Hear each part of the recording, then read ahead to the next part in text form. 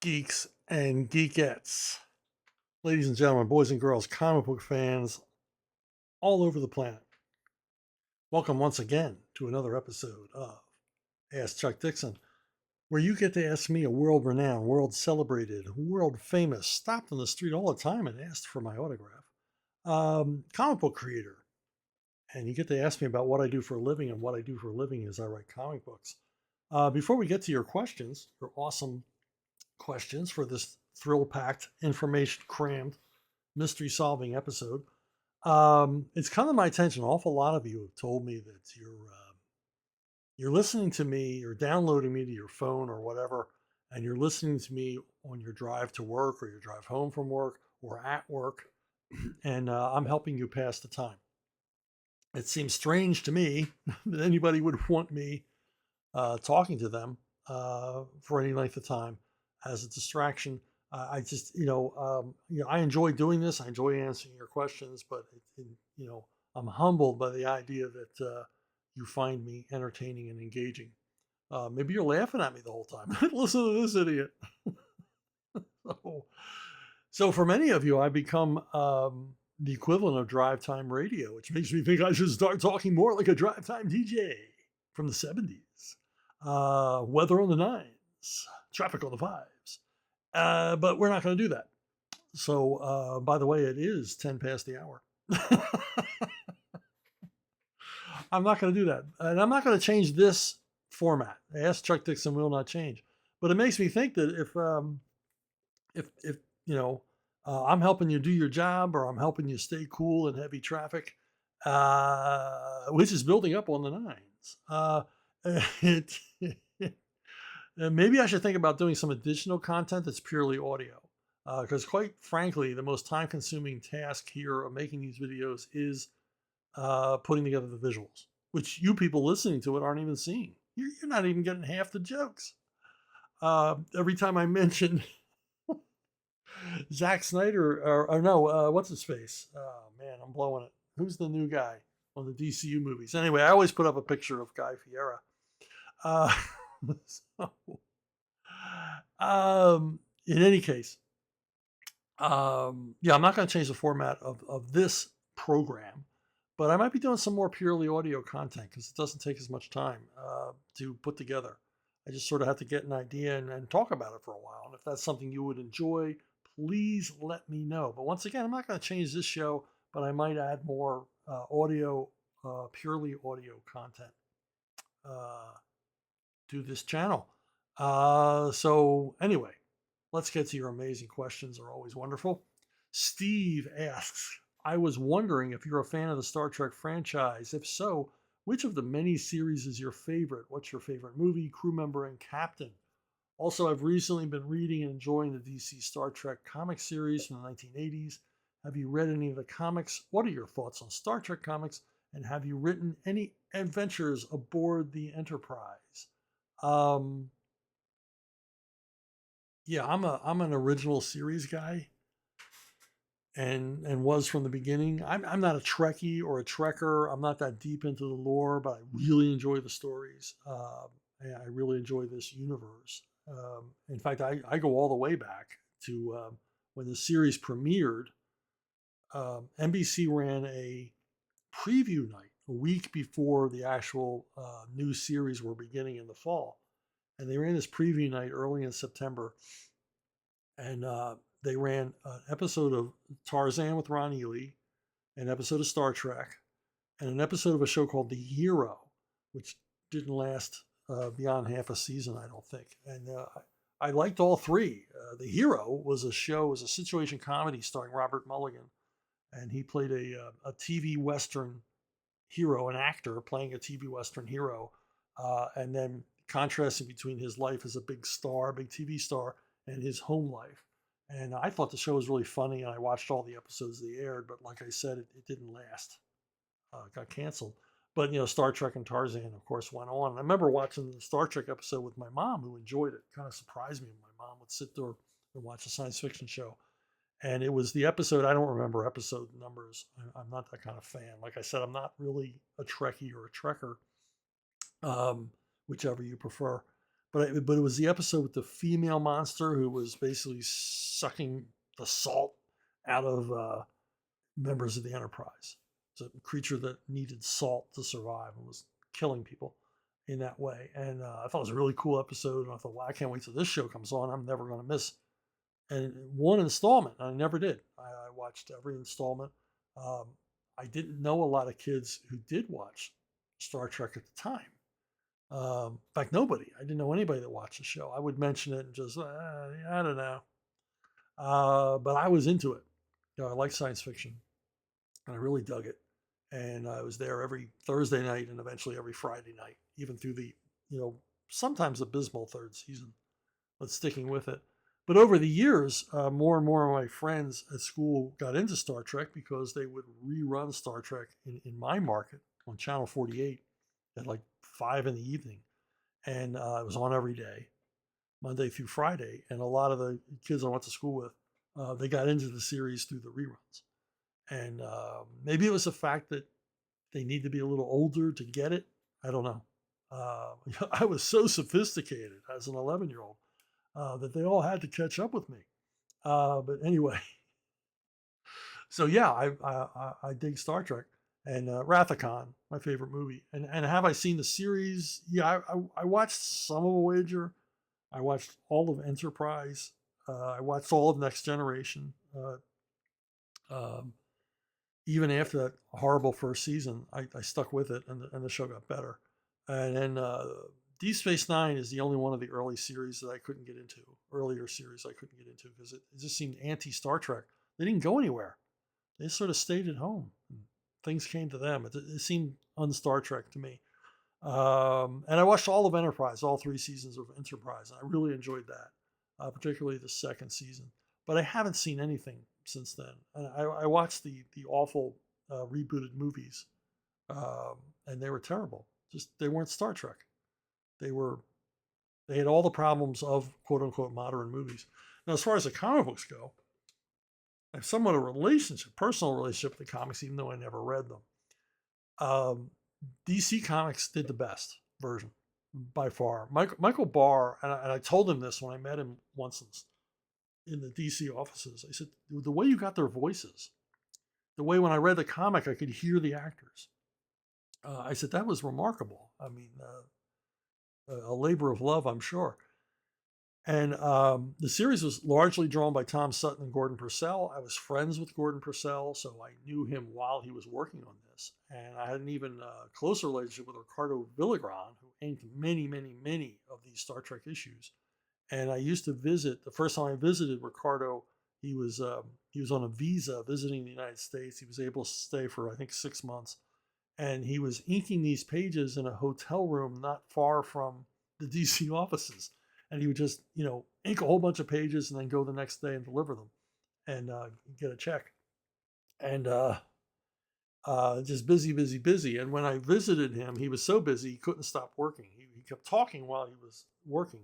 And I watched him take, Gordon's already excellent artwork, and then he would embellish it, and he would bring the likenesses even closer on the money. And he had all these pictures taped up on the wall of all the actors, all these stills of Shatner and Nimoy and all the rest.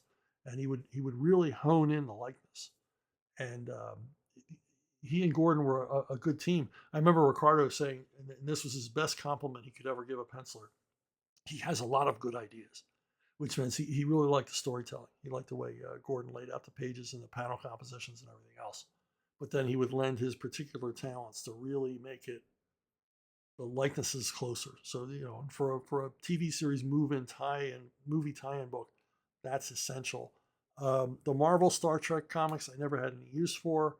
The Gold Key comics that came out when I was younger, I didn't get because they didn't look anything at all like the series. And apparently Alberto Giolitti, an awesome comic book artist, one of my favorites, who worked on the Star Trek series, never saw an episode.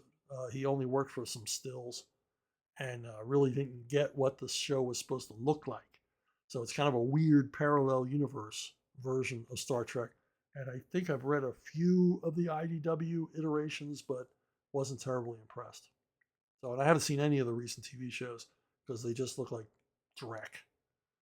So there you go. Not a Trekkie, not a Trekker, but I love it. Favorite Captain Kirk. Do I have to tell you? Captain Kirk. Awesome. Awesome. One of my favorite fictional heroes of all time. Kian Kurji, what is your favorite piece of media, be it books, comics, movies, or television, that has remained unfinished for one reason or another? The first one that jumped to mind was The Riches. It's a TV show, I believe it was on FX. It starred Eddie Izzard and Minnie Driver. And I love the premise of the story. They were Eddie and Minnie are the scions of a family of travelers. If you don't know what a traveler is, they're sometimes called gypsies, although they are not Romani gypsies. They are generally of Scots-Irish descent, and they come out of the Carolinas, and they are scamsters and con men, largely working as contractors, roofing contractors, or concrete contractors, and things like that.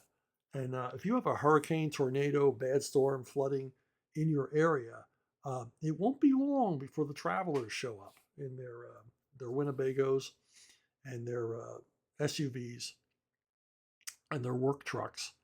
And they'll go door to door offering to fix your roof, put your siding back on, repair a cracked window for a price that you're like, wow, that's a great price. And we can start right away. And you give them a little money to get started.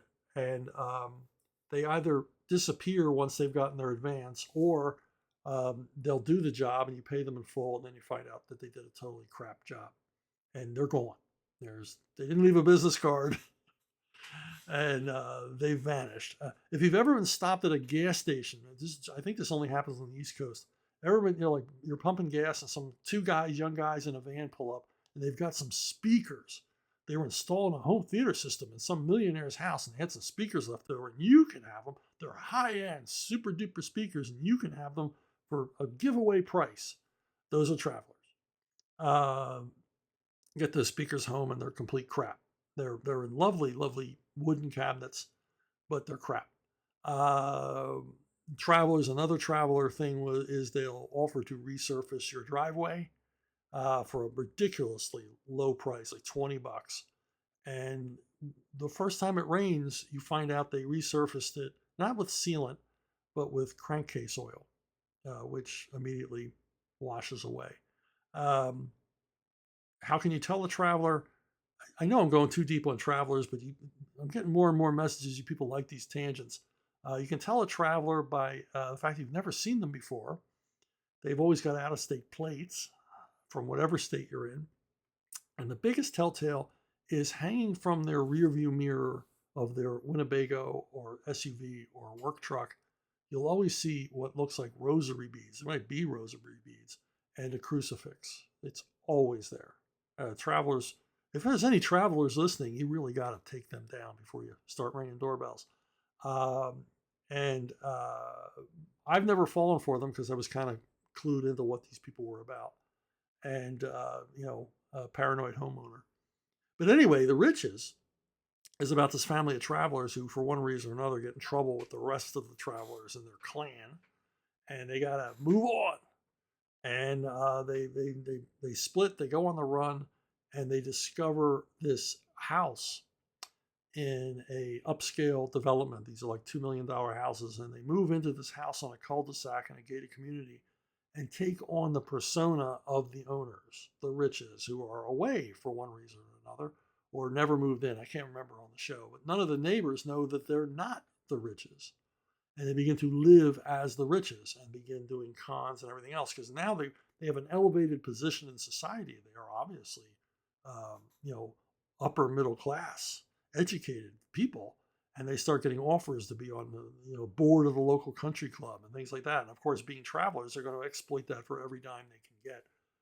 And there's always this frisson of tension that the people that they wronged are going to catch up with them. And it ran one season and then a very truncated second season that did not resolve any of the cliffhangers. They canceled the show and just sort of boom, that was it. And they were just getting into a very, very interesting subplot on the show. And bam, cut short, never to be revisited. And it's very, very sad. Maybe AI will finish the second season someday, and I will watch it. But it was a great show, and it was really sad that FX did what they did, just not giving us a conclusion. Hey, give us 3 more episodes and wrap everything up. You know, but cruel, very cruel. But Fox did a lot of that, just cutting things off before they had a chance to gain an audience. Another one that crisps me, unfinished project, was Fury Road, which was supposed to be made in 2001 with Mel Gibson as an aging Mad Max. The production was canceled. They were all set to go into production. The locations were set up. The vehicles were built. The actors were hired. They were going to start principal photography in 2001. And then those homicidal morons flew the airplanes into the Twin Towers on 9/11. And that canceled production because the movie was to shoot in Tunisia. And quite rightly, the producers of the film, and more importantly, the insurance company that insured completion of the film, said, no frickin' way are you going to film a movie in Tunisia. Because that part of the world is just going to be too dangerous to send in a film crew and cast of actors. And they were right. But they, rather than relocate to Arizona or whatever they did, which they ultimately did with the Fury Road they made just a couple of years ago, they canceled the production, and we never got to see Mel in a 4th Mad Max movie. And I imagine by the time they ramped up again to finally make Fury Road, Mel was like, I can't be doing all that stuff. Mel's my age. He's almost exactly my age. And I know I wouldn't want to be doing that stuff, being dragged under trucks and things like that. So they had to replace him with Tom Hardy. But it was sad. It was sad because we could have had a 4th Mad Max movie with Mel. And that's not right. Another one is the Fourth World, Kirby's Fourth World, which I felt was canceled. All 3 books canceled just as it was really getting good, and no resolution except until the Hunger Dogs, a graphic novel that Kirby did for DC, was put together. And I felt that was, I liked it, but it's kind of a rush job. Kirby was limited to space. He didn't have anywhere near the room he needed to fill out and end satisfactorily this huge saga he had created. It was just a shame. I heard it was sales, but then I heard it was internal politics. I heard there was a lot of reasons for canceling these 3 books. It was just a shame he didn't get a couple more years, or at least like 6 months notice. It's like, Jack, you got to wrap all this up in 6 months. And I think he could have done a great job because he would have had 6 months of 3 titles. He would have had basically 18 comic books to wrap the story up more satisfactorily, but he didn't get the chance. And this comic book epic cut down in its prime when it was really, really going somewhere. I just enjoyed these comics a whole bunch. Another one, and this is weird. I may be telling you folks something you've never heard before, and you boomer dedicated comic book fans, be sitting down because I'm going to blow your mind. Keep your eyes on the road. Keep your hands away from the heavy machinery while I tell you this. His Name is Savage, which is a comic I told you about a while back. Came out when I was a kid, and it was a magazine, black and white interiors. And I remember picking it up on Stone Harbor, New Jersey. We were going back to the Philadelphia area. My parents said, go grab a couple of comic books to read on the trip. And this was there. I was like, whoa, what's that? It's a magazine. It's in black and white. And I opened it up, and it was Gil Kane. Yeah, I'm getting this. And I read it on the way home. Eyes never left the page. We could have driven to Indiana. I wouldn't have known it. It was basically a graphic novel. It was like a 72, 80-page story done in magazine format, and the most violent comic book I'd ever read. I never knew comics could be this violent. They could be this cool. The Savage, man, he was just a son of a bitch. And he took no prisoners. He's just a nasty, dirty Harry kind of guy. Charles Bronson kind of guy. But the problem with this comic was, I think it sold well and it got good distribution. Problem was they used Lee Marvin's image from Point Blank on the cover, and they got a cease and desist order, and they got the pants suit off them, And so there was no issue 2 of His Name is Savage, or was there?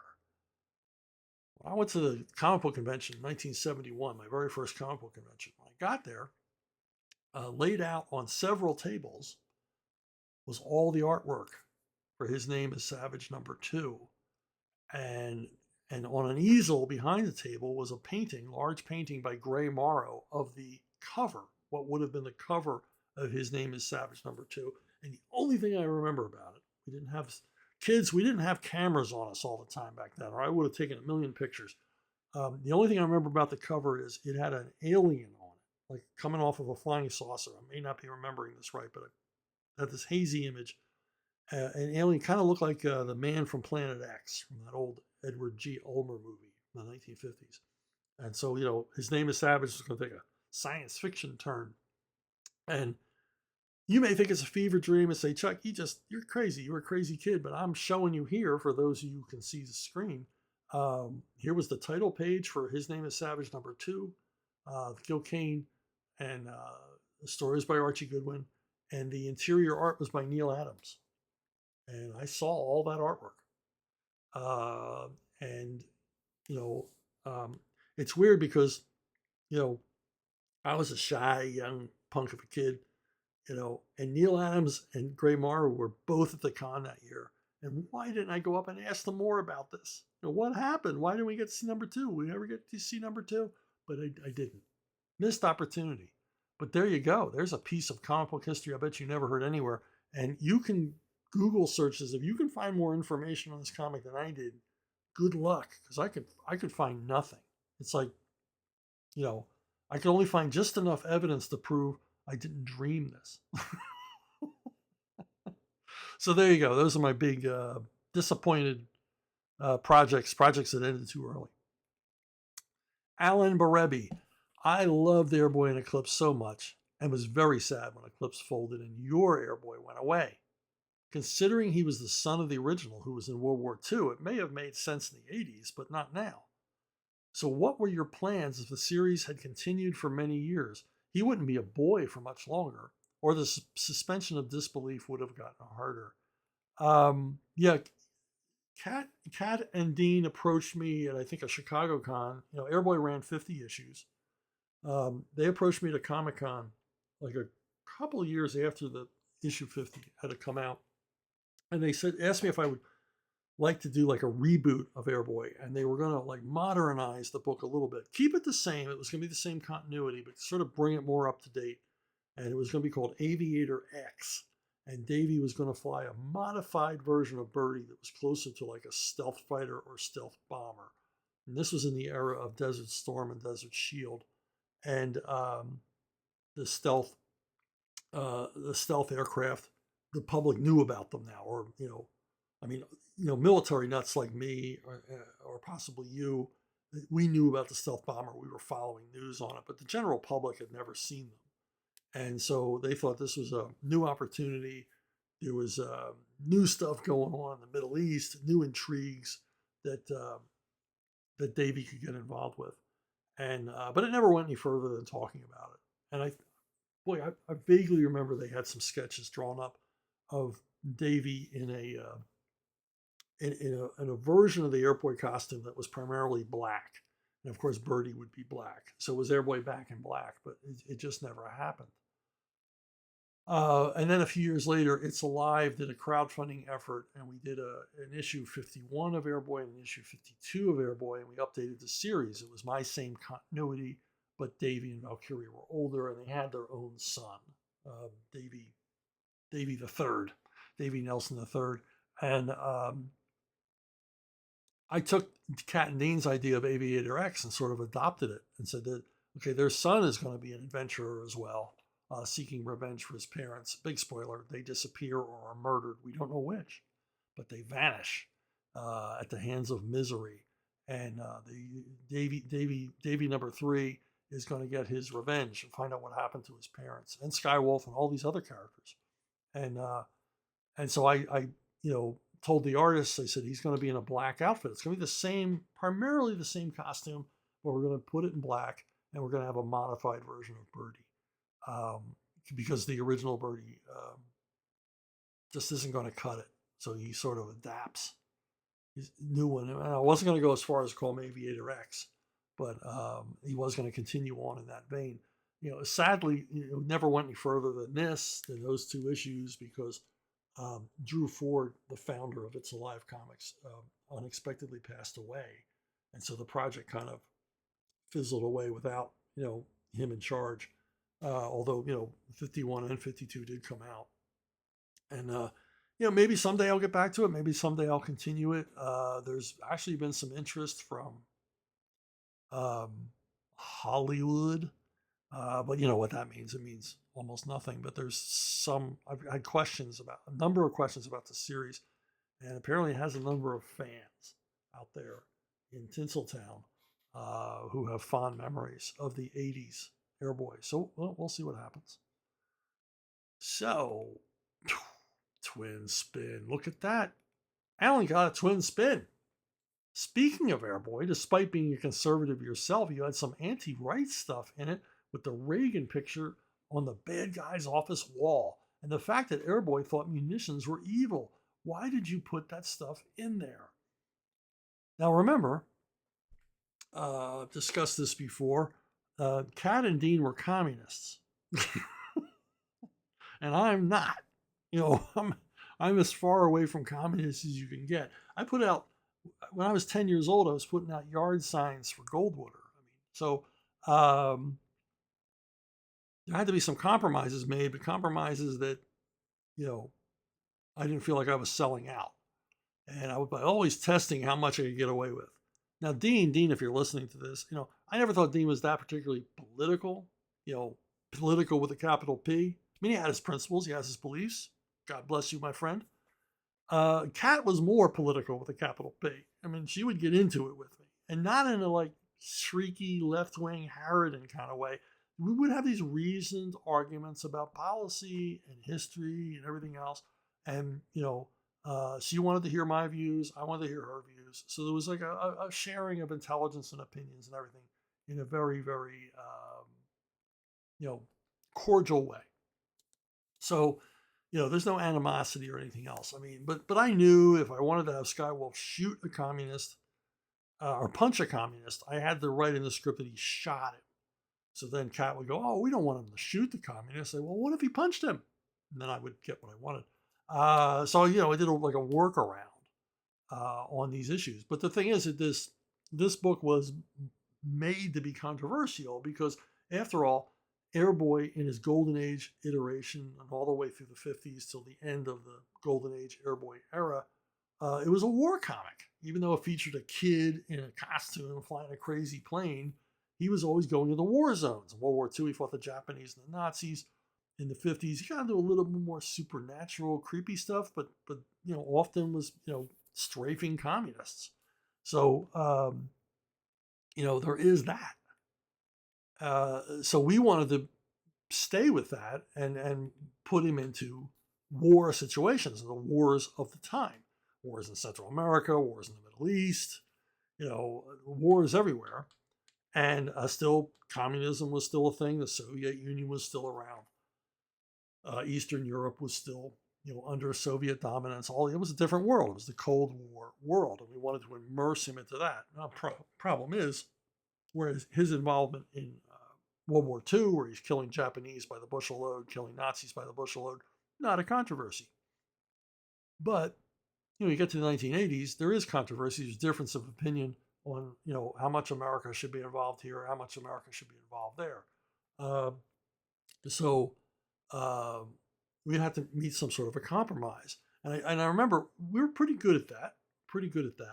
The only time that Kat and I really locked horns and it got a little emotional was when I wanted to take Davy to Afghanistan and have him side with the Mujahideen, the Afghan fighters, against the Soviets who had invaded Afghanistan. Because, in the media and everything else, Soviets were the bad guys, the Afghanis were the good guys. Simplistic view, but that's the way it was. And Kat was very alarmed at this and cautioned me very passionately, don't portray these Mujahideen as good guys. And I said, well, I said they're kind of like Mexican bandits or pirates, where they're not good guys, but we're going to present them in a little bit of a good light. We're going to be a little sympathetic toward them because they're fighting against an occupying force in their country. And America was kind of in love at the time with their tactics and everything else. And, it's kind of a Davy and Goliath story and everything else. I said, but, Kat, I'm fully aware that, you wouldn't want these guys as neighbors. Little did I know how much trouble we would have coming out of Afghanistan, 20 years later. But that was the only one. She didn't like the idea that basically these He-Man woman haters were, Davy was allying with them, but she let it go, and I think I presented them fairly. I'd like to look back and say Davy was, working with the Western Alliance, which were a nicer bunch of guys. They weren't Taliban, but still Afghanis. Afghanis are not. They're not the swellest people in the world to be around. I say that with no fear of contradiction. Now, sacrificing my own principles. Yeah, you bring it up, Chuck. You're a conservative. You're an arch conservative, and yet you had basically a love note from Ronald Reagan on the wall of the villain. A lot of the action in early Airboy stories took place in a fictional Central American country called Bosque Verde, which was named by my brother-in-law. I was living at my sister's horse farm at the time, and I told my brother-in-law, I got to come up with a name for a fictional country that sounds believable, because I can't set it in a real country. And he said, where's the country? And I said, what's it like in Latin America? He goes, what about Bosque Verde? And I'm like, man, I don't know what that means, but it sounds great. So thank you, Ron, for Bosque Verde. Bosque Verde, I'm going to go off on another tangent, folks. Please excuse me. Bosque Verde has appeared in every comic book universe I've ever written in except Conan. The Simpsons have visited there. Batman has visited there. Punisher has visited there. Every character, Racer X visited there. Every character I've ever written, when they have to go to Central America or South America, they go to Bosque Verde. So anyway, this guy's the dictator of Bosque Verde. He's ruthless and horrible and genocidal and all the rest. And then he has this picture on the wall, dear General, I love you, signed Ron, or something to that effect. And people were like, Chuck, what the hell? And we got letters because I was an unknown in the comic book business. And we got letters saying that I was a communist, I was an evil person, I was a nasty, awful person. That Ronald Reagan autograph poster is not in the script. Tom Yates decided to add that. Tom Yates was the artist on the book. And fun-loving Tom decided he was going to stick that on there. And I'm sure there was much snickering and giggling in the Eclipse offices about how I would react to this. I wasn't happy, but I got it. This is who I'm working with. And it was all in good fun. But a lot of people didn't see it that way.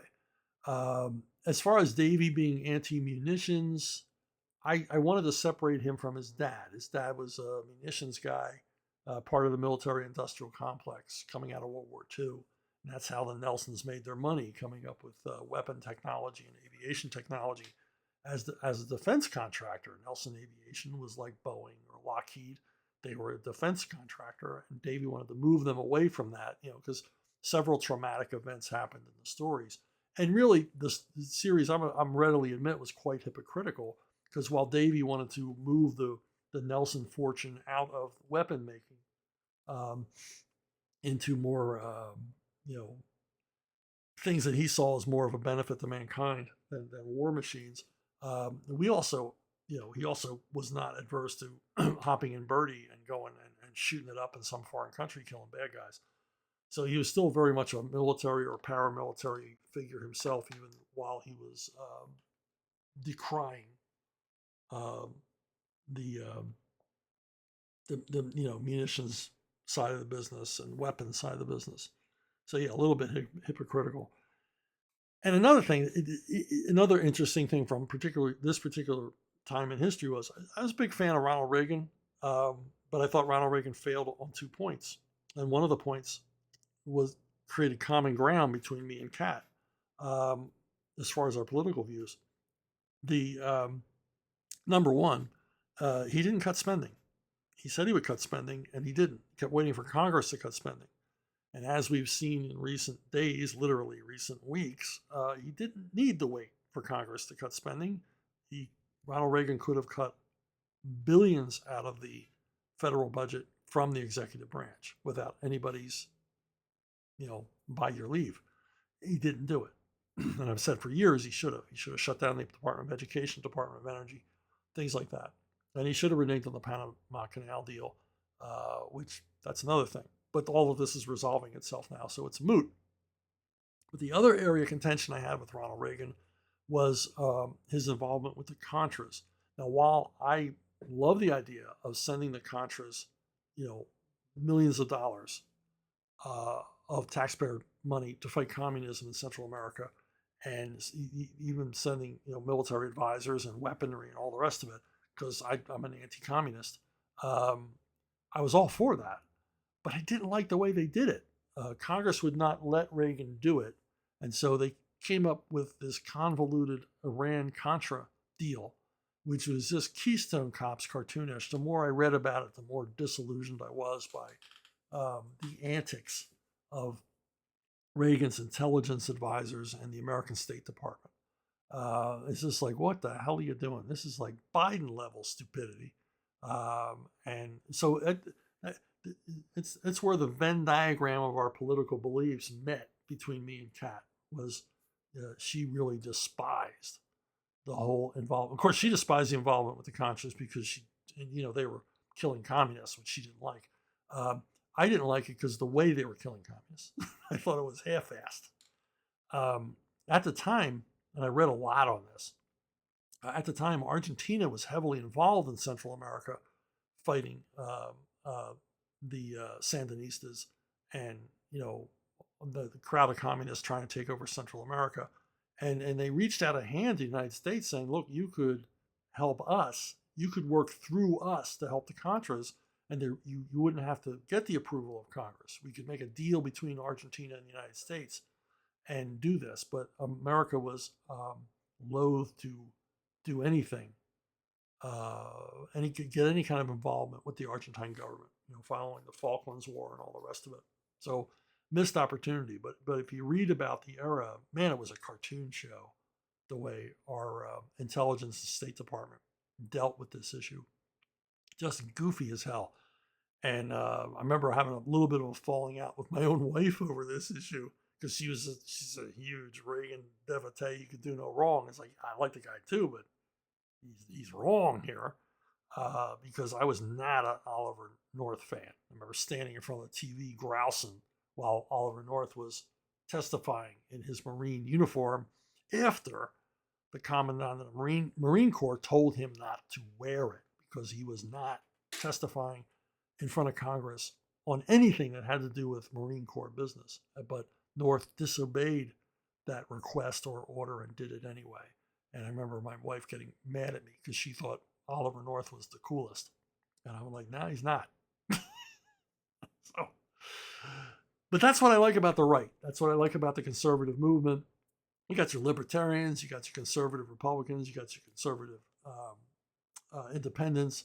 You got guys like me, to the right of Attila the Hun, and it's I like it because it's vital and it's vibrant and good ideas come out of it, as opposed to the far left people who have hijacked the Democrat Party, where there is no debate, and you end up with absurdities like queers for Palestine, and it's like, this makes no sense.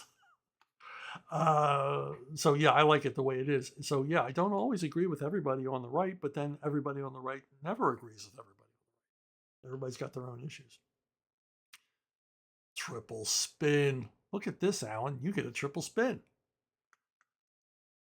Alan asks, speaking of munitions, should Tony Stark still be involved in that? Did they make a mistake by moving away from those origins? His whole superhero persona is a weapon, so it seems hypocritical. Yeah, it is hypocritical in the with Tony Stark, because Tony Stark was a design. He's very much an allegory to Howard Hughes, who was totally in bed military industrial complex, government contracts, the intelligence community. Howard Hughes was in the middle of all of it, cooperating as a private citizen with our military, with the CIA, and the rest. And Tony Stark would be that. He in his first iteration or his original iteration, he was a patriot and fought communists throughout the 60s. I was so pleased when they made the movies and they leaned into that. They leaned into the original iteration rather than the later iteration of Tony Stark, who goes around apologizing for having money. Robert Downey Jr. is, an arrogant billionaire who has all the money he needs to pursue his particular interests. I mean, just a terrific interpretation of that character and the correct interpretation of the Tony Stark character. So I think, they should just, any version of Tony Stark has to be that. And the only time I wrote him, that's the way I wrote him. So as totally cooperative with S.H.I.E.L.D. and our military. Quadruple spin. 4 times the charm for Alan. Regarding Robin, considering the entire pretense is even less realistic than other non-powered heroes, and that's okay, what do you think the keys are to make the suspension of disbelief less jarring with a non-powered teenager fighting crime, etc.? Well, you just got to believe it. It's crazy. It makes no frickin' sense in the world. Why would Batman, of all characters, this sort of, guy, he's doing what he's doing as a result of childhood trauma. He's a loner. He has all these secrets. He's a solitary figure, except for Alfred. Why would he take on a teenager as a sidekick and then dress him in colors that can be seen a mile away?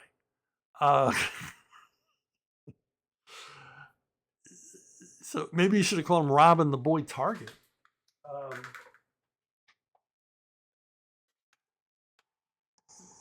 So yeah, it's an imponderable, and it's one we all have to get over, because once again, you're all tired of hearing this. These are childhood wish fulfillment figures, and we read them as kids, and we saw Robin. We totally bought it because we were kids. It was all part of the fantasy, and we were kids, and we didn't think about it, and it didn't make any sense to think about it because we're just loving it so much. And as you get older, you start to think, oh, this is kind of silly, but it's no sillier that Captain America had a sidekick and all the rest. Now, when I was on the books, when I first got hired by Denny, or actually Denny approached me, said, you want to take a shot at this Robin miniseries. We got this new Robin, and we want to introduce him in a miniseries, in a solo story. Would you want to take a shot at that?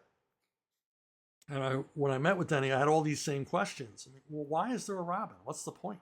Is he necessary? And then he explained to me that he was necessary because he formed a triumvirate. Batman, Alfred, Robin. And because Batman had what amounted to a family, people that cared about him, people he could relate to, people he cared about, it made him more human. And he said, and more, in a more mercenary way, readers don't like Batman without Robin. And I'm like, yeah, but the fans say all the time they wish Robin wasn't there and Batman would just be a solitary figure, a lone wolf figure. And then he said, yeah, that's what fans say, but it's not what casual readers say. He says, every time we try that, every time we do the grim, dark Avenger character, Batman by himself, he says the sales plummet. And they don't come back up until Robin returns. And so this is really important that this miniseries is really important to let the world know there's going to be a new Robin, and I got to like the new Robin. A lot of pressure there. But after he explained all that, it became more interesting to me. And I had already explored the hero-sidekick relationship when I wrote Moon Knight. Prior to getting this assignment, I wrote 2 years of Moon Knight, and in it, I wanted to play with the idea of a sidekick. So I introduced the character Midnight, who's a little bit older than Dick Grayson or any of the other iterations of Robin. I had him in like 2021, and he wants to be Moon Knight's sidekick. He emulates Moon Knight. And I answered all of my questions or explored all of the questions about why you would have a sidekick and the pros and cons of that in Moon Knight. So I've done a lot of thinking on this because of the Moon Knight Midnight relationship. What it would be like to write Batman and Robin, never dreaming that I would actually get to write a lot of Batman and Robin. But like I said, some things you just got to believe. You just got to have faith. No, it doesn't make any sense, but would you want it any other way? Do you really want Batman without Robin? I don't think so. So there you go. And if anything, Nightfall, with the replacement of Batman with a preening narcissistic psychopath who felt he didn't need Robin. If anything else, or if nothing else, Nightfall proved that Batman needs Robin. Speaking of Batman and Nightfall, J.D. Dishman asks, fave Batman fight you wrote during Detective Comics? Well, of course, the Batman-Bane rematch in Detective 700 comes to mind. It was the culmination of the Legacy event we did across all the Batman titles. And it's a goodie. Graham and I blocked out a hell of a fight. That, spoiler, Batman ultimately wins. He finally gets his revenge and takes Bane down. And it is a fave. But another one I remember very fondly was a 3-issue arc that ran from Detective to an issue of Batman to an issue of Detective. The issue of Detective in between was written by Doug Mensch. And this is an absolutely, you people ask me questions about Nightfall all the time, and this goes deep. We're going to get granular here into how Nightfall worked, and this is a perfect example. In my issue, I reintroduce Firefly as a character. Now, Firefly was an awful Batman villain. Terribly, even when I was a kid, I thought he was silly. He was a Hollywood special effects guy, dealt in lighting, and he used light, to confound Batman or something. It was just stupid. His costume was idiotic, and just totally forgettable character. But I wanted to bring him back as a pyromaniac, and kept him as he was a Hollywood special effects guy, but he was a pyrotechnics Hollywood expert in explosions and things like that. And so he creates this Firefly persona, and he's on the loose. And he's a complete sicko. And he's on the loose in the middle of the Arkham escape. If you remember your Nightfall and the road to Nightfall, you remember that Bane broke all of the Arkham inmates out at the same time. So you got Joker and Riddler and Ventriloquist and Clayface and God knows who else.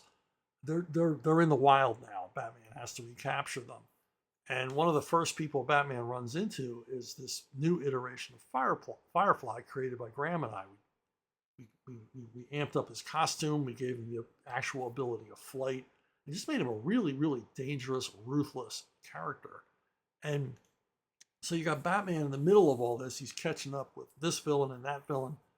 Him and Robin are working overtime, trying to clean up Gotham and fix the mess created by this mystery villain that Batman has not met yet. He has no idea Bane even exists at this point. But he knows someone's behind this, but he doesn't know who. And over the course of the stories, Batman just becomes exhausted. He's doing 24/7, chasing down bad guys. And the worst of it is he runs into this Firefly character who, very un-Batman-like, he's not prepared for this guy. This guy's extraordinarily dangerous. And in his first fight, it's left as a cliffhanger in my issue Detective, and then picked up by Doug in his next issue, who doesn't resolve the fight. Batman escapes, or to fight another day, and then it's resolved in my next issue of Detective, which was really, really, this is how we worked in Nightfall. These issues were all plotted out so that when I wrote my issue, I knew there were some subplots from Alan and Doug I had to deal with. My main story being Firefly.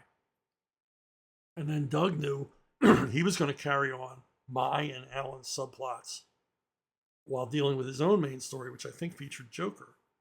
And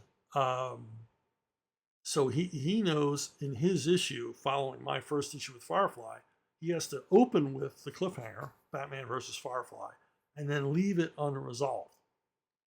and it did a great job. It's seamless. You can't, I mean, it just seems like one person wrote all of these, but that's because of the hours and hours and hours we spent at the Bat Summits, planning all this thing out with Jordan Gorfinkel and Scott Peterson filling whiteboard after whiteboard after whiteboard with issue breakdowns. This has to happen. This issue features these characters, and this has to happen, and this has to happen, and follow up to this other thing. And, doing the ABC plotting. It was like Einstein equations of writing comic books. It's amazing, amazing experience. And this is the result of it. You get this perfect handing off of the story from one writer to the other, to the other, to the other, and never dropping a stitch and never missing a beat. But one of the reasons it's one of my favorite fights is because Batman has to go back to the Batcave and come up with a new strategy for fighting Firefly. And part of this is his new a Batman outfit that he already had prepared, because Batman's prepared for everything. It's like a Nomex and asbestos fire-resistant Batman outfit with a breathing mask, so he can get oxygen while he's in the middle of these horrible fight with Firefly, which ultimately takes him down. Because why? Because he's Batman.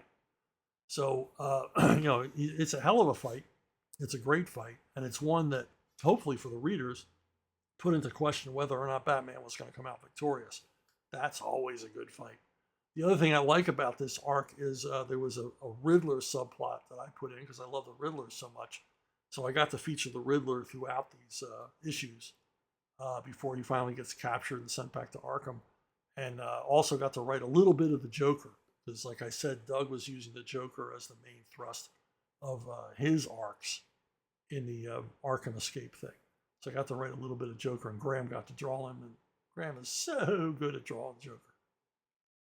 So yeah, it was everything but the kitchen sink. It was all the classic Batman stuff you could possibly want rolled into one 3-issue arc.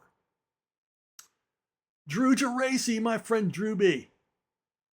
Are you getting invited to the world premiere in LA? You certainly deserve it, it being your book and all. I'm incredibly proud of you, my friend. He was referring, of course, to the movie being made from my first Levon Cade novel.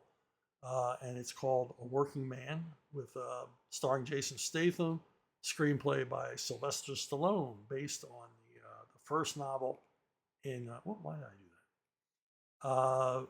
Based on the first novel in the Levon Cade book series. And I haven't. I've been in communication with Amazon MGM, the producer, and the production company that made the movie over a number of issues. But I haven't heard anything about the premiere, the red carpet event, as it were. And I assume I'll be invited. I assume they'll pay to fly me out there. I would hope. Whether I'll go or not, I don't know. Because, it's not, I'm going to go on the red carpet between Jason Statham and the rest of the cast. And the first question reporters are going to have, like, who the hell are you? So I'm going to be standing there, and I'm not going to make it on to Access Hollywood or Entertainment Tonight, if those shows are even on. Who watches TV anymore? I have no idea. They could have been canceled years ago.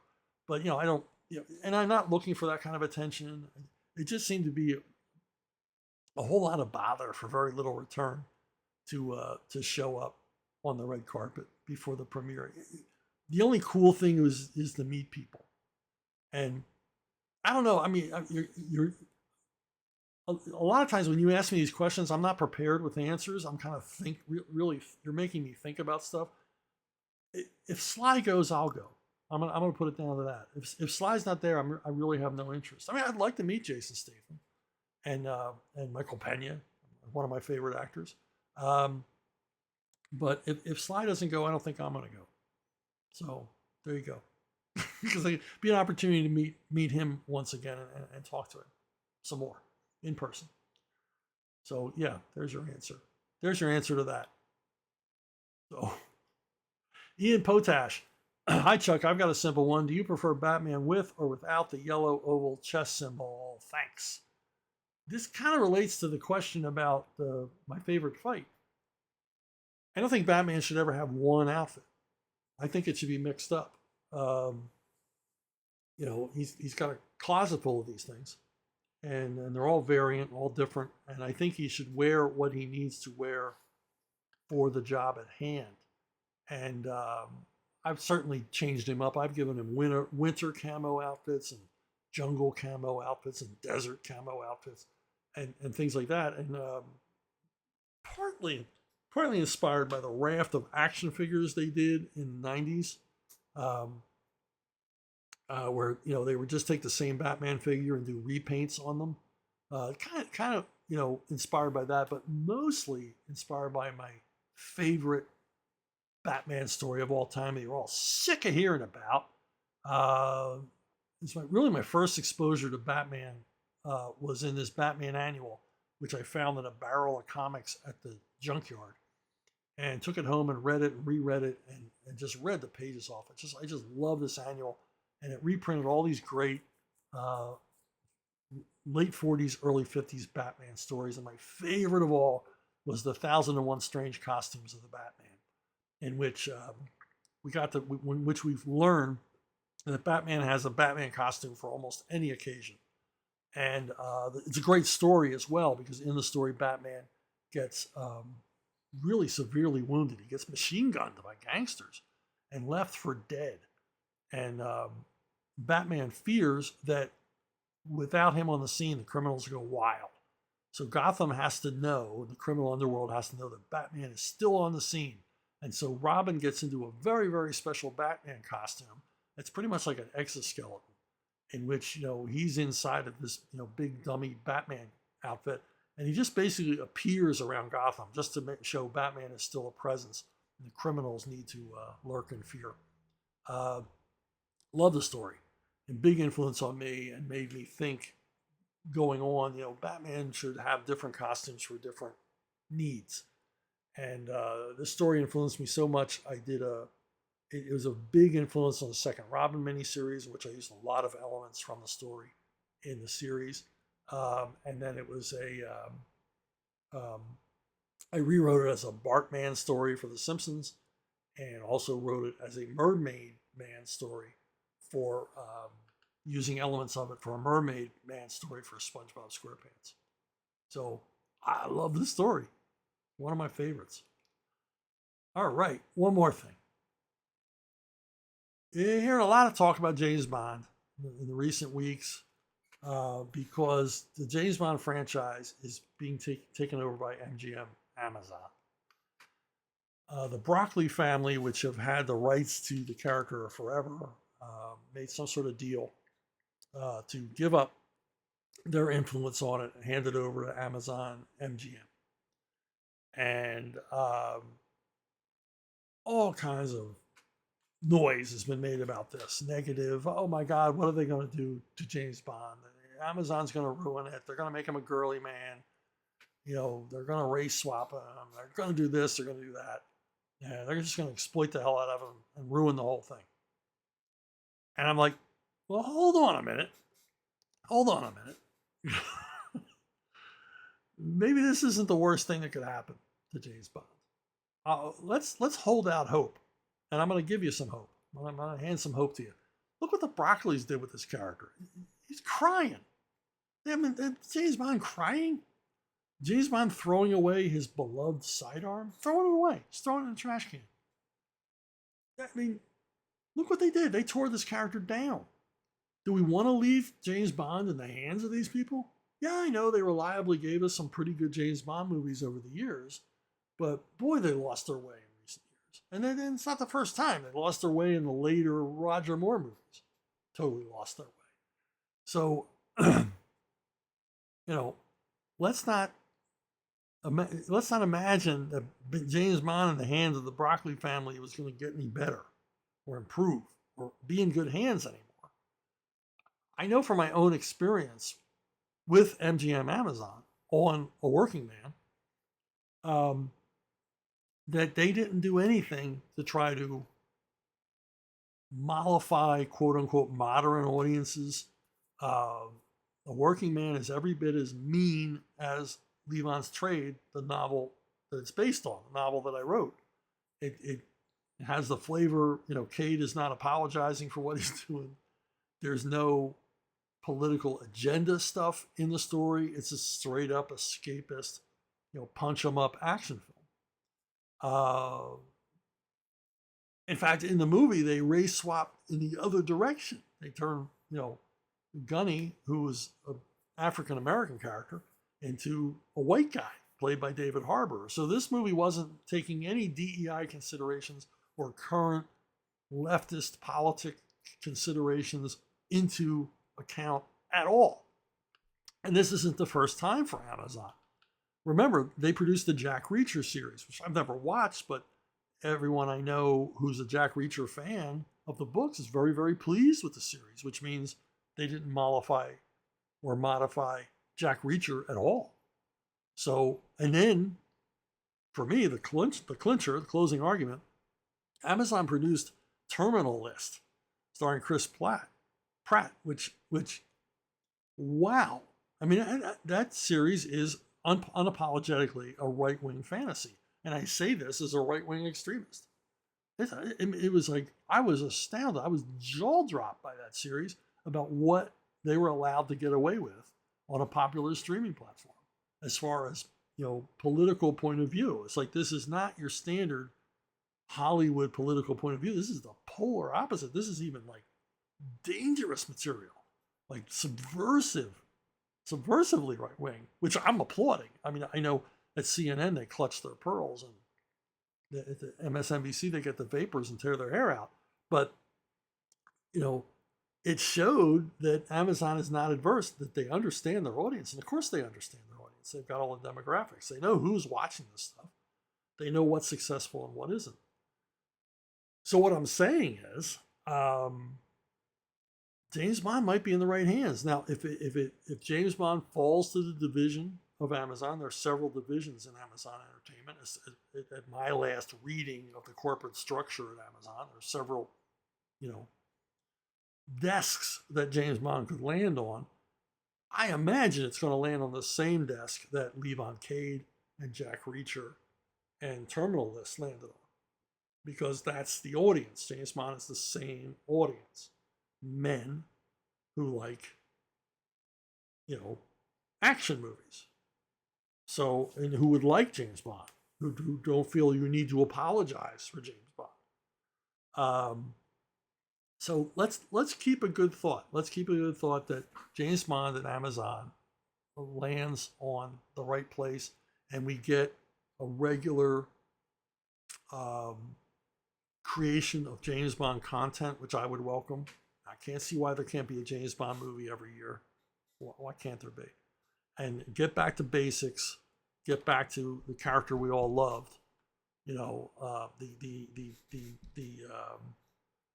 Sophisticated prick that James Bond is, that we love him so much. He's a complete a-hole, and we really want him to be that guy. And just keep a good thought, because I think it's strongly possible we're all going to get a James Bond that we like.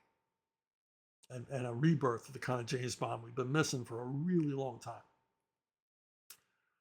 If you completely disagree with everything I just said, you got to let me know at brunobookstore@gmail.com. Don't spare my feelings. Tell me what you think. Chuck, you're full of crap about James Bond and Amazon. They're going to turn him into a wussy. Anyway, if you want to let me know all that, go to brunobookstore@gmail.com, and it's spelt the way it sounds. And I want to thank you for listening. I want to thank you for watching and liking and subscribing. I want to thank you for the incredible questions. Keep them coming. I love doing this. And as I said, there might be some more audio content down the road. And I hope that you will be there to listen to it. Get back to work.